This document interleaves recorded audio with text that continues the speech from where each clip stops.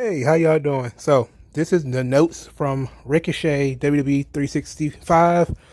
It is it's a documentary that kind of details Ricochet's first year in the WWE, and it was actually very good, and it told me a lot of things.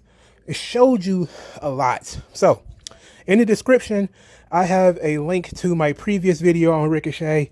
It is called Sad Ricochet, and it was made after Ricochet lost to Riddick Moss on an episode of Raw, completely out of nowhere.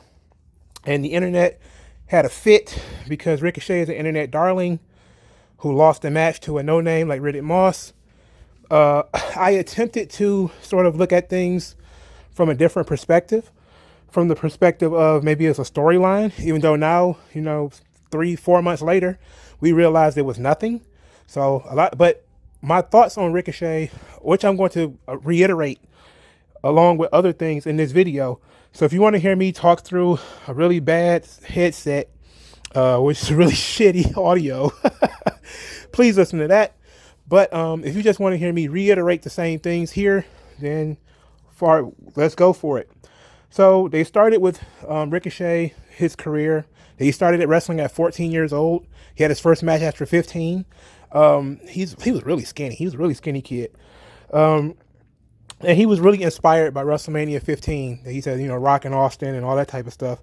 So we already know what kind of guy we're dealing with here from the beginning. So he's kind of a fan. And he's still, 17 years later, a fan. And to be quite honest, that's part of the problem. That's part of the problem. But they told the story of him, debuting on Raw and teaming with Aleister Black and all that type of stuff. Him winning his first championship against Samoa Joe at Stomping Grounds. His feud with AJ Styles. And, they talked a lot about his downsides too.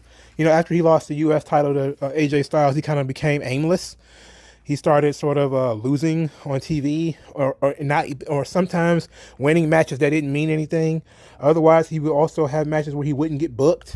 So it would go like time where he wasn't on the show. Like right now, this is July 2020, and other than the occasional tag team match, Ricochet wrestles mostly on main event. So he's not exactly in the best position. And when he was on TV, he was tag teaming with Cedric Alexander, who is no better off than he is. So they talked a lot about Ricochet talked a lot about wanting to inspire people, wanting to motivate, how, he has a real I'm happy to be here attitude, which is, again, part of the problem. But, it was nice to see him. A lot of people seem to like Ricochet. Shawn Michaels seems to like him a lot. Goldberg even gave him a lot of credit. And he was just, he seemed like people are genuinely like him. And it seems like it's just not putting the right pieces together. That's the problem. I'm going to get into what I think the problem actually is in a minute.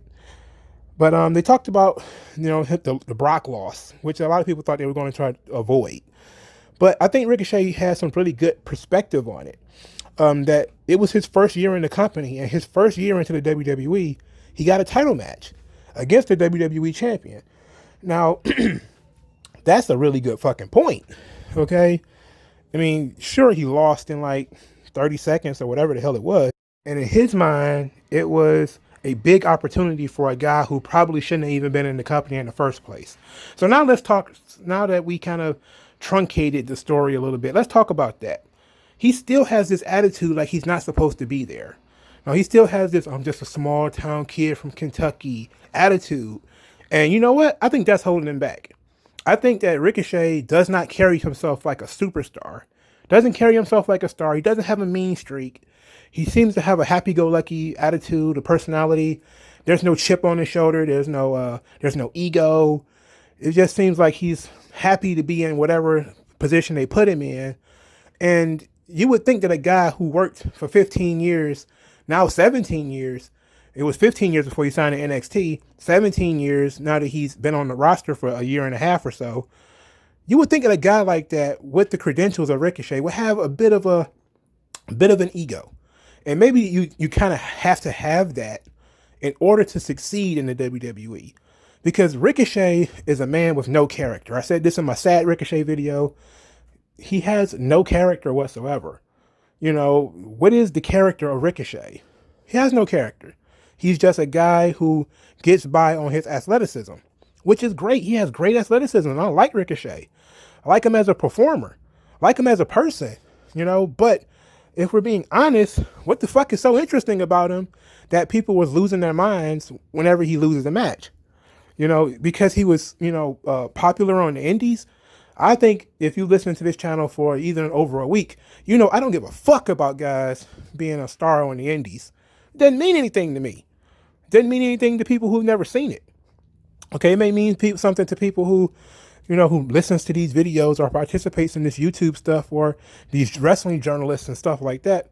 It may mean something to them, but to the average Joe, they don't know who Ricochet is. You have to tell them who Ricochet is, which means Ricochet has to be something in order to convey what he is. Okay?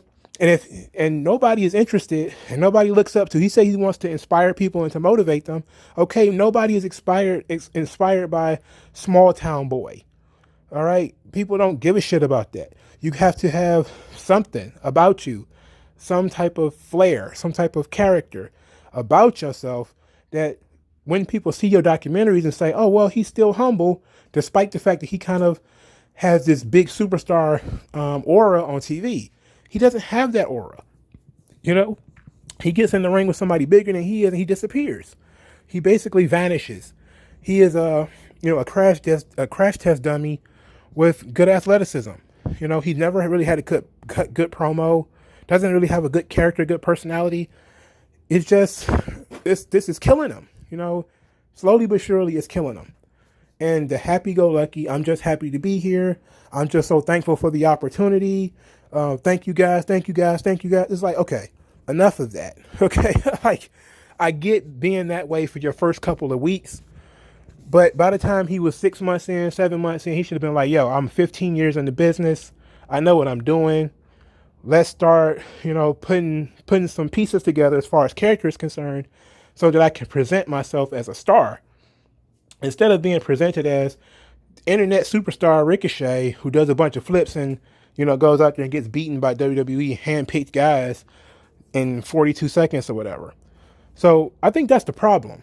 I think that sometimes you can be too humble. And I think Ricochet is a little too humble. And he needs to stand up for himself a little bit more. Now he's not really in the position. You know, maybe he's not in the position anymore that, you know, especially during the pandemic, you know, it's definitely not the right time. Because, you get too much lip, you might get sent home and who knows what the hell happened to you. And he does have a child, so he always has something to think about. But, you know, he seems to be such a well-liked guy that I think there's a lot of people who would go to bat for him. If he were to say, I got all these years in the business, I got all this talent, you know, yes, I'm not perfect. There are things I have to work on, but I got something, and it's wasted being, you know, wrestling on main event. It's wasted in this spot that I'm in. I need to move up. I need to at least get back in the mix of that U.S. title thing or something like that. He needs to have a chip on his shoulder. He needs to have a mean streak. He needs to be a little bit more of an asshole, just a little bit more. And I think that if he can do that and show that, hey, I can carry myself like a star and not just be, you know, a mark, then I think it'll work for him. But this documentary was really good. It's really good at humanizing him. So I thought it was great. I think people should go watch it, but I'm not so sure that you're going to walk away with anything other than poor Ricochet. And once you walk away with that sort of attitude, it's like, yes, you kind of have a sympathetic baby face on your hands, but that should be the case the moment he steps in the ring with somebody bigger than him. Not just because, you know, oh, he's a small town boy and they're taking advantage of him.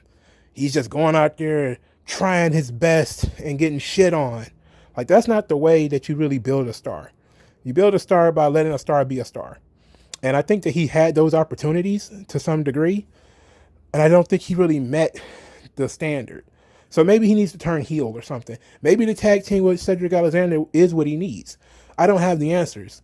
All I know is what I don't see is I don't see star power coming from Ricochet yet, but I see potential. And I think that he can he can definitely do better. But this documentary is pretty good. Everybody should go watch it. You get to learn about, his relationship with the Street Profits and his relationship with New Day. And, you would think it's just the brothers doing everything. But you see all these people who are on his side and want him to succeed and giving him opportunities and how thankful he is for it. But at the same time, you want him to be a little bit more frustrated. Want him to be a little bit more motivated to do more and to change up things a little bit, to not get stuck in the independence Ricochet who does Power Rangers fight scenes with guys, and to be able to change it up. And I don't think he's gotten there yet. I don't think he's hit that. I don't think he hit the wall hard enough for you think that the Riddick Moss loss, which I mean, I listened to the video. It was really bad, by the way. But I listened to the video, the Sad Ricochet video, just to see where my mind was at the time, and nothing has changed. I would definitely exchange Ricochet with other people of similar build and race and everything who might have a better personality. And I think that I was about to say Titus O'Neil. Lord, no. But Apollo Crews, who is the current United States champion, is a better version of Ricochet. He can do a lot of the athletic stuff Ricochet can do, but he can also exude a bit of a chip on the shoulder, a little bit of cockiness. He's also a bigger guy. So he has a longer tenure in WWE than Ricochet. He actually had a worse WWE run so far than Ricochet. Ricochet still hasn't lost that much as far as WWE guys, as TV is concerned. Ricochet is actually more likely to not be on TV than he is to actually get beat. So, it's more of a, they're not sure how to present him yet, and maybe he's not sure how he should be presented yet. But let me know what you guys think in the comment section about Ricochet, about the documentary if you watched it, my opinion about Ricochet. So like this video, share, and subscribe, and I'll talk to you guys later.